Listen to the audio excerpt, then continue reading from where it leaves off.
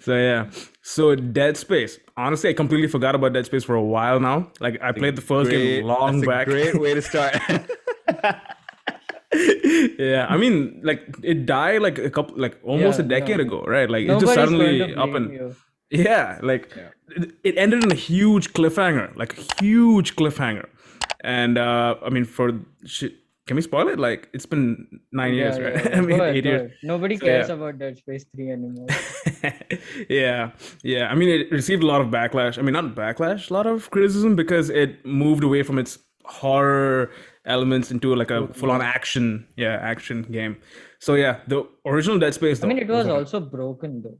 Like Dead Space Oh, 3 was thoroughly broken because they didn't want to add multiplayer, and EA was mm, like, "Okay, your game is too Michael. scary and nobody's going to buy it, so add multiplayer." And they Right. had like a really cool idea to go with it. They wanted to explore like this fragmented mind of Isaac and make it into like the second Ooh. player is like his visions of Right. a different person. But that never panned out, and which is why the Bruh, whole thing feels that's very I knew the guy's name was Isaac. That should have been the bloody segue. I've got this. I was literally just thinking about that. The Oh mind my of god. Isaac. I was like, Yeah, I was like, the protagonist. I got the same name, bruh. I went for the Vietnamese uncle. Vietnamese uncle. Yeah, yeah. Okay. I mean, dude, the first game, like, oof, like the Awesome. vibes you get from it. Like, I'll be honest, I haven't got past like the first bit of the game because I'm a scaredy cat.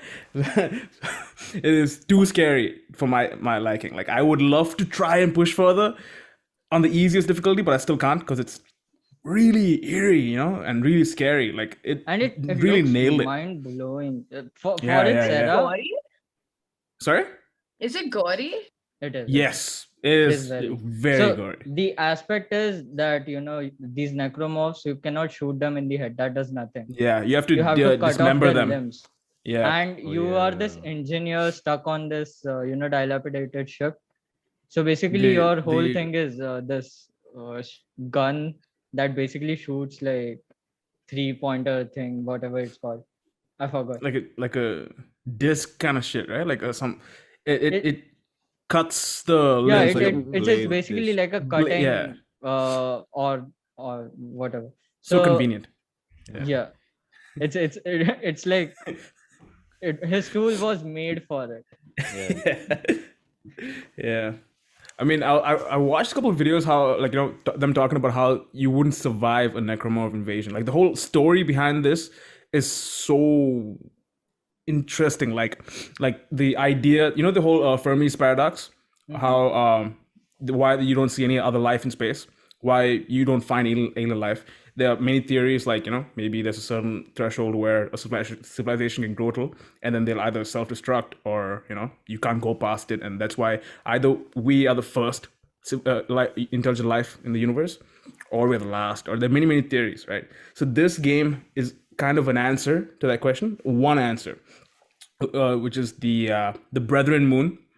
So these Brethren Moons are apparently millions and millions of years old. No one knows what came first, the Brethren Moon or life itself.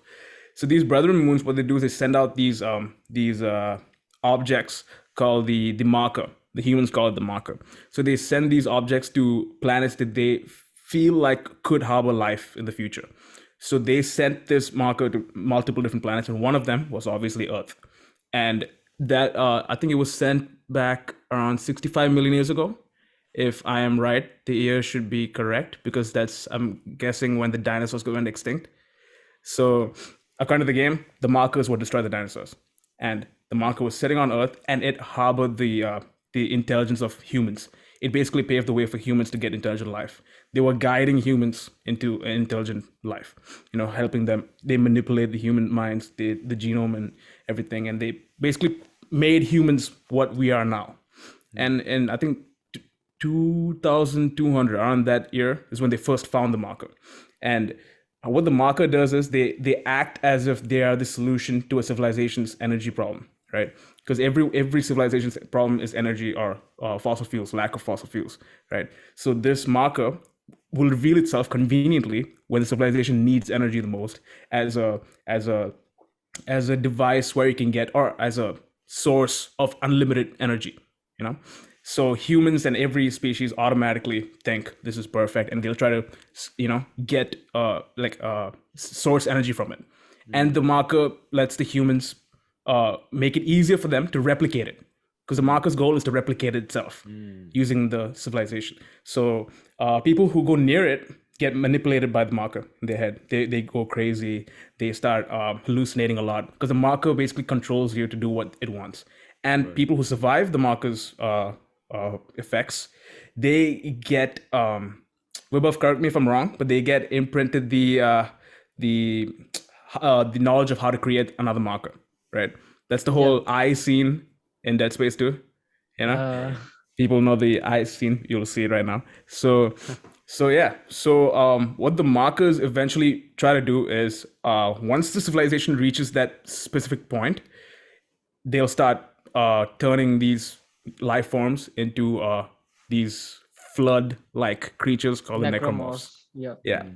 So the necromorphs, so basically the difference between flood from Halo and necromorphs is flood can infect a living being and turn them into a flood, which is a zombie. Right.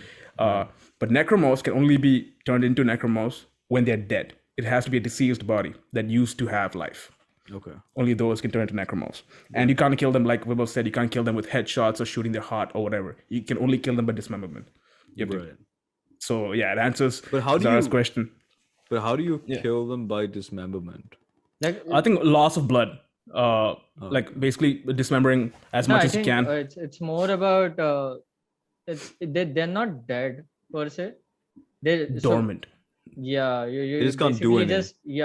Because they are Completely like a flailing piece of right. Gotcha. So so this was in 2200 that time when they found this marker, and a lot of stuff happened, but we're going to skip that. And then humans, like humans do, they found a way to replicate the marker. I think they destroyed the original marker, and people found out to replicate the marker, and they started doing secret tests. They knew about the whole the hell is that zombie's name again? I forgot what is it called? Above the necromorphs. Yeah, I forgot the goddamn word. So they knew about the whole necromorph situation, but humans being humans, they were secretly testing on a different planet to see the effects of it and stuff. And so the whole marker situation was forgotten about for 300 years. And then now in 2500, the energy crisis is back again. And people now are going out to different planets and mining different planets for fuel and resources. And that's when you start at the first Dead Space game. So in Dead Space 1, you reach what's the ship called? It was it's a pretty dope Japanese kind of name. Ishimura. Yeah. Sounds very familiar. Yeah, it should be Ishimura. When you enter that, you will see this scene where you're going towards Ishimura. So basically, you're this team sent to investigate what happened. Okay, to Ishimura. Yeah, you're basically an engineer who's just sent to. Because of the request signal. Yeah, you are not a soldier, or you're not a Spartan. You're not like a trained anything. You're just an engineer. That's the craziest part of this. Like it feels more relatable. Like you're just going there to fix shit and find out what happened. Right. And I think that adds to the whole this is completely out of your depth. You can't run, exactly. You can't do anything. And that adds to the fear, because the avatar that you're using to get through this world is like not made for this. So I guess that adds to it. Yeah. And the cool thing about the game is there's no HUD. All the information you need is on the player's body or the surroundings. It's not in the HUD. They have this thing called rig, which is basically like this health bar that runs down your spine, and like an oxygen meter besides it. Damn. So you get I feel like no HUD. I remember seeing like the form factors in the game, like the design situation in that game is pretty on point. I really like the way that they. And there's no cutscenes. Each story element is told through like a digital display unit. So it's really immersive. You don't have anything distracting you like a HUD or anything. It's very immersive. So it's basically like, you remember how God of War got like a lot of praise for its no cut storytelling. where it never takes a pause. Dead Space did it like years and years ago, and yeah. It is very immersive, and for its time the graphics look really like out of the box. Yeah. Like Which sucks for they me. really stand out even today. Like Right. Yeah. I mean, honestly, like Dead Space graphics are better than even Dead Space 3 graphics at points. Right. Yeah. Yeah. But What's which was it your about? favorite game though? What's it about this this one? This title. So that's this is being released? basically a remaster of the the original first game, one? the first game. Yeah, remake. Sorry, it's a remake Yeah. of the original game. So they're doing. It looks beautiful. It looks so good, and I'm pretty sure I'm not gonna play the game when it comes. I'll buy it, but I won't play it. Yo, we It should looks have a let's so play. good. We should have a Oh let's play. hell no! And then Hell get the no. whole the freaking out Let's bit do it. clip all Oh, of No, that. hell no. if it is anything like Dead Space 2, it will be a bit more accessible to play. Which I think is where, so my favorite game from the series is Dead Space 2. Because I can't finish Dead Space 1. That's the only Right, reason right. why. Let's play it. I want to see Kristen scream like a little girl. Yeah. Oh man! Exactly. You know, these games like Outlast and stuff. I've never played it. I've never finished it. I played the first 5 minutes. So for and I me, stopped. it's like I'm not a big fan of horror games, but I feel like if I'm in a setting like that, and if there's one other person that I can play with, and we're playing through this narrative, or even 3 other people, whatever the squad is, right? If we were like in that ship and we were trying to figure out what the heck is going on, try to get through the narrative, through the story together, in the just sharing the fear and like the freaking out together. I really want to be in that setting. But Dead Space the remake doesn't have like a co-op or anything like that, right? No, I think No, they not that I really know of. hated whatever happened to Dead Space 3. So Okay. it takes a lot of fear away. Like you said, it's much better Yeah, to play with exactly. your friends, but it takes a lot of it away. Like you'll have people teabagging on your friends. Yeah. No, see, the thing about Dead Space 1 is you are in a ship in space, alone, yeah, filled with necromorphs. it's very similar to Prey. I played Prey, and like that Right. setting seemed very different. Yeah. Very much. similar, but dude, necromorphs are like thing of nightmares, bro. Like really terrifying. You know how jump scares are considered like a very cheap way of scaring audience. Here it just really works because they're like very sort of procedurally generated. Like half the time you see like this dead body lying around, you're like, okay, it's gonna get up. I should gonna get probably up. shoot it before it starts getting up. And then you are just shooting this dead body and like nothing happens. So you move on. And then just like randomly, okay, there's just a dead body, nothing will happen. Just jumps You don't know when it's gonna come. Sometimes they don't come. Sometimes they do. It's really annoying. And you can't predict because you're backtracking through the same hallways where you have killed those. The game does a really good job of giving you a false sense of hope and false sense of security. Like you just cleaned everybody. You feel like, okay, the biggest scare moment has just happened. So usually the game will give you a moment of relaxation, right? Out of nowhere something will happen. Like you can't It's very let your guard down. Yeah. And I love the idea. It's just I cannot play it. I love it, but I can't play it. That's how you know you have a good game. If I can't play it. So yeah, I mean, so there's nothing much we know about the new remake other than the fact that it's a remake, and they're gonna add a bunch of new, new gen elements. Oh, and it's gonna be just next gen. It's not gonna be for PS4 or anything. It's PS5, Xbox, PC, Series, and then PC. Yeah. But I mean, they said that they are going to like rebuild the entire thing. They've got like the blueprint and plot from Dead Space, but they're going to do their like own, assets and own. Yeah, so it's not a remaster; it's a remake. Like that's something that I'm excited about. Like, I mean, remasters are great, but remakes are better. yeah. I think the other one that recently happened was Mafia, right? That was like a proper from scratch kind of a thing. This would be a very similar situation to like Resident Evil 2, even though like the gameplay isn't that dated for Dead Space, but Resident Evil 2 was like a very fresh, take on the old formula of Resident Evil. Right. Yeah, and it's good that Dead Space is doing this now. Like for a long time there was nothing about Dead Space. Like it just ended at Dead Space But 3. people really had hopes. Yeah, I mean the community is still thriving for Dead Space. They're just like, okay, we are ready to forget that Dead Space 3 happened. Just give us a new game. See, I don't mind the game was. I get why the game is the issue, because in Dead Space 3, for context, Dead Space 1 now it's like you're alone in a spaceship in space, deep in space, with necromorph infestation, and trying to get out of there.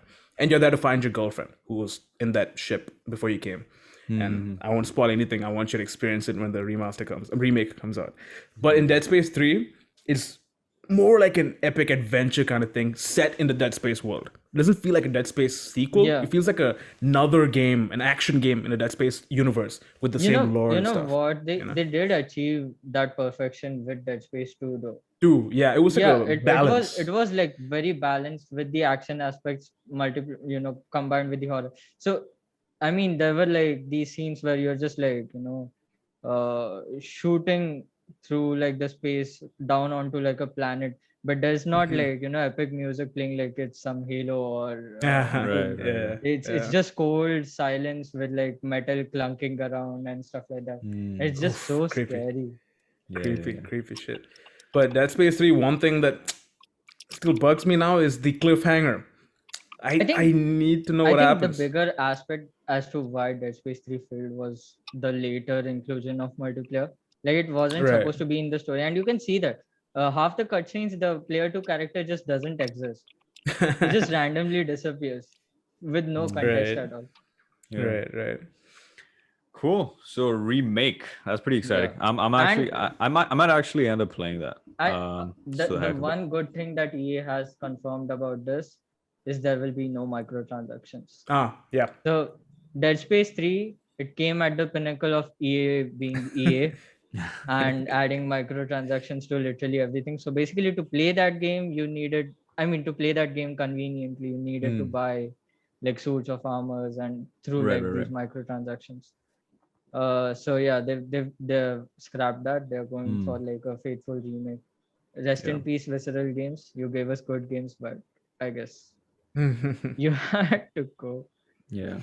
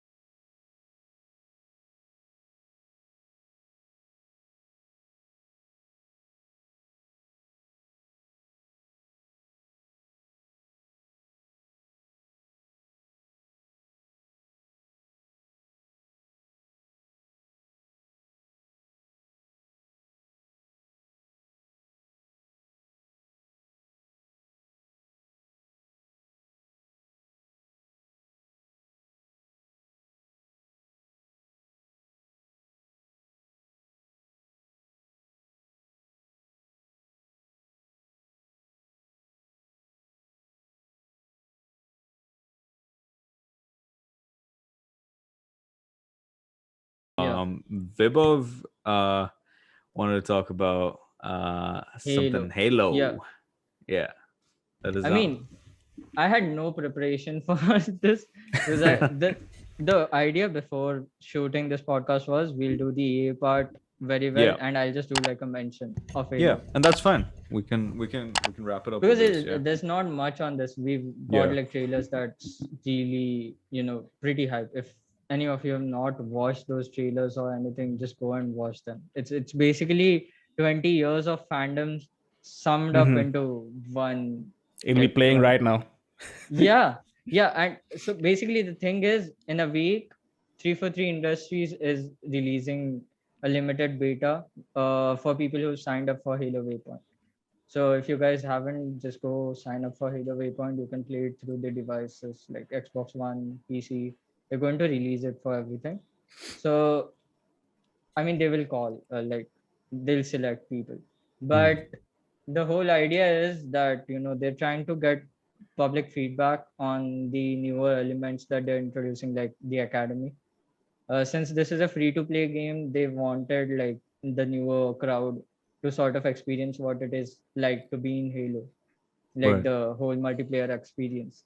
So what they're doing is they have created this whole thing called academy, where you can fight against like these bots, and these bots are like really well programmed.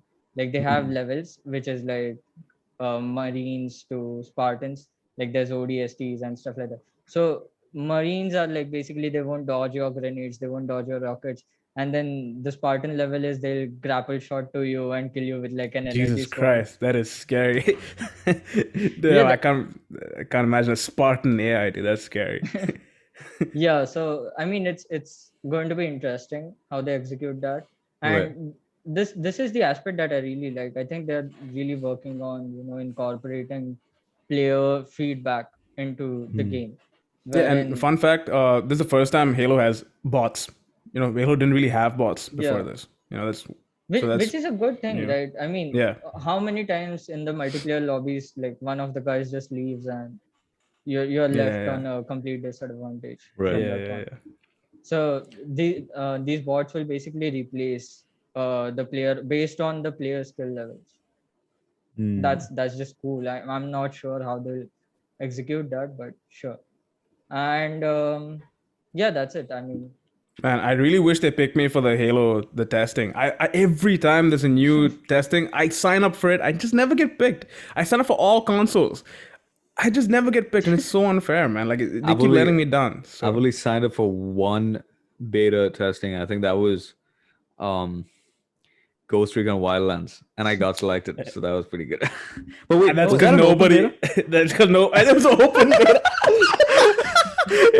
Was that an open beta? Dude, it was I played it with you, bro. I thought you did another beta before that. Oh yeah, you were there. Yeah, no, but this is a closed beta. I think this week they're starting like a proper, get into the multiplayer, test out our new weapons, test out the 3 new maps that they've put up, like Bazaar, I think is the one, then Live Fire, and I mean these maps look really cool. Yeah, so Halo, let me in, man. I'll stream it for you. You'll see it in Lobby Zero. We'll promote the game for you. Just let me have this beta, bro. Come on. We're out there. True. I mean, I think Kreslin and I are like huge Halo fans. Yeah, like, huge. Post my exams, I spent like 6 hours straight just to finish the Halo 3 campaign. Damn, you finished it? Yeah, I did. I did it in one sitting, and I was so hyped through. Finish the fight. Yeah, I mean, I waited 13 years to do that. You waited 13 years? Yeah. I mean, he didn't have access to it on the console. It's only for console, right? Oh. It can't PC now, so you can play it. That's the weird thing. They released PC versions for Halo 1, 2, and not 3. Yeah. It's like the best game of the series. Yeah. And the ending, man. The end. Like, how did you find the ending, bro? Just driving off of the Halo. You know how the explosions and the music sort of coordinates with the way that you're driving and stuff. It feels really bombastic as like, and I did play it like single player, but it's an experience in itself, like just hearing that music, and it's a ride from the start, just getting up and like Sierra 117, and then the music starts playing in the background. You're for the first time you're like side by side with the Arbiter, dude. And the I don't want to spoil it. I'm going to spoil it. The death of a certain somebody towards the end by the hands of somebody. Yeah. It's not providing any entertainment value. You're giving such vague statements. Nah, that's the thing. Halo fans know what it is. That's the thing. Yeah. If Halo fans know what I'm talking about. Okay. Really impactful death. Impactful. Oh, hit, man. That shit hit me when I was a kid, bro. And fun fact, the whole last mission where you drive off, with the explosions and everything. So when I was young, me, my friends, and my brother, I made this thing up because I was so good at the mission, like avoiding all the explosions and going perfectly into the what's the ship called? I forgot the ship's name. I'm not good with names. The ship. Okay, so so when you're driving and evading everything, I was so good at it. I made up this thing called the driving test. So I used to draw driver's licenses for my friends. So if they managed to finish the mission, the test is you have to finish the mission without dying, without falling off. If you do it, I draw them a driver's license. I just love how you said Mishan like you were Jamaican. I thought nobody noticed. I was sliding it so quick. You were so hyped you became Jamaican for a second. Come on, man. I was trying to talk about the game, man. So no, but like that's an interesting point about the replayability of Halo 3. Like the gameplay is really, really fun. It's insane how many ways you can play it, and then with skulls on, like it just becomes a whole new thing in itself. What was your favorite mission? Yeah. For me, it was, I think Sierra 117 really stuck out to me just from like its presentation. But the final one, where you basically get to, take the Spartan laser and. Yeah, I'm not spoiling it. Yeah. Okay, for me, it was the moment where the flood and join you. The two, the big floods come down while you're going to kill certain prophet of truth. You're going to kill the prophet of truth. The best part I liked about the flood missions? What? Basically, you're leaving with Cortana. You've just rescued her. You're trying to, get out. And then there's this guy just randomly using flamethrower on the flood. And then you notice it's Arbiter. And then Cortana says, you guys are friends now? I like how this time around Zara is the one who's just like, what? And I'm also, and what I hate is the fact that I'm common for both Apex and Halo, and I'm just here. I'm like the common point. I'm like the pivot. But but then I feel like that's where we should wrap it up, because like I don't want this to be another Halo throwback episode. Can't help it, man. You got to stop us whenever we do this shit. I don't think we are gonna stop unless you stop them. If any of you guys haven't registered for Halo Infinite yet, go ahead, go on HaloWaypoint.com, register for a beta trial. We'll do that. And pick me, please. Yeah, I want to test your game. We just want to help make your game better. That's exactly why. I will say no bad things unless you want me to. I swear.